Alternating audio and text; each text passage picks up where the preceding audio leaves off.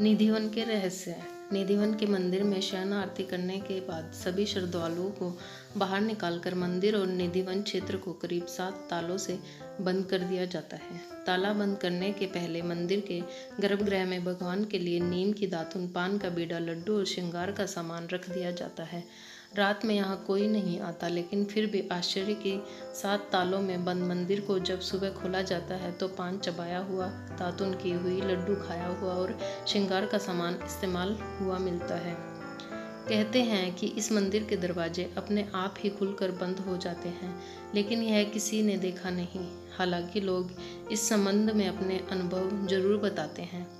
मान्यता अनुसार इस मंदिर को तानसेन के गुरु संत हरिदास ने अपने भजन से राधा कृष्ण के युगल रूप को साक्षात प्रकट किया था। यहाँ कृष्ण और राधा विहार करने आते थे। यहीं पर स्वामी जी की समाधि भी बनी है। रात को यहाँ पर कोई नहीं जाता। कहते हैं कि जिसने भी यहाँ पर रात को रुककर इस रहस्य को जानने का प्रयास किया, वह सुबह बेसुध और आनंदित सा मिलता है। 2 या 3 दिन बाद उसकी मौत हो जाती है। शाम के बाद यह मंदिर बंद हो जाता है और यह भी कहा जाता है कि अगर यहाँ कोई छुप कर रासलीला देखता है तो वह अगले दिन पागल हो जाता है। रात में यहाँ कोई भी नहीं रुकता है। स्थानीय लोगों के अनुसार ऐसा बरसों से होता आ रहा है। कुछ लोग इसे अंधविश्वास मानते हैं और कुछ लोग इसे श्री कृष्ण का चमत्कार। हालांकि सच क्या है यह तो शोध का विषय है ही। यह भी माना जाता है कि इस मंदिर में भगवान श्री कृष्ण स्वयं रोज रात को खुद शयन करने आते हैं। उनके सोने के लिए मंदिर के पुजारी रोज पलंग लगाते हैं और जिस पर साफ सुथरी बिस्तर के ऊपर चादर बिछाते हैं। पान का बीड़ा, लड्डू और दातुन के साथ ही श्रृंगार का सामान रखते हैं। लेकिन कहते हैं कि जब मंदिर खुलता है तो उस बिस्तर की हालत देखकर सभी अचंभित हो जाते हैं, क्योंकि उसे देखकर लगता है कि यहाँ कोई सोया था। सबसे आश्चर्य की बात यह भी है कि यहाँ प्रतिदिन माखन मिश्री का प्रसाद चढ़ाया जाता है और जो बच जाता है उसे मंदिर में ही रख दिया जाता है, लेकिन सुबह तक वह प्रसाद भी समाप्त हो जाता है। आखिर कौन खा जाता है और वह प्रसाद?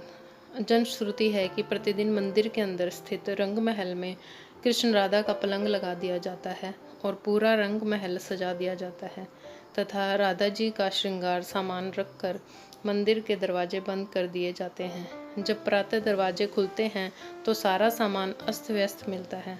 मान्यता है कि रात्रि में राधा कृष्ण आकर इस सामान का उपयोग करते हैं। कहते हैं कि यहाँ तुलसी के 2 पौधे एक साथ लगे हैं। रात के समय जब राधा और कृष्ण रास रचाते हैं तो यही तुलसी के पौधे गोपियाँ बनकर उनके साथ नाचते हैं। इन तुलसी का एक भी पत्ता यहाँ से कोई नहीं ले जाता है। जिसने भी गुपचुप यह कार्य किया वह भारी आपदा का शिकार हो जाता है। इस मंदिर के परिसर में उगने वाले पेड़ भी अजीब हैं। यहाँ के पेड़ की शाखाएं नीचे की ओर बढ़ती हैं।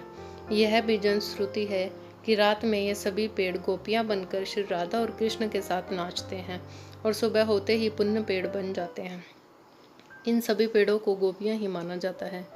श्रीमद् भागवत के 10वें स्कंद में रास पंचाध्यायी में भगवान श्री कृष्ण द्वारा शरद पूर्णिमा को यमुना पुलिन में गोपियों के साथ महारास के बारे में बताया गया है। आज भी शरद पूनम पर निधिवन में होती है विशेष रासलीला, लेकिन कोई इसे देख नहीं सकता, बस महसूस कर सकता है।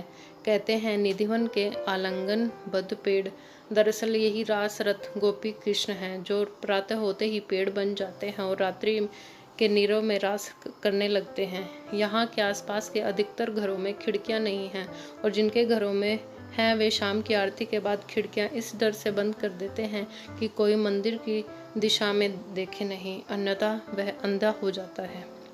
जय जय श्री राधे श्याम।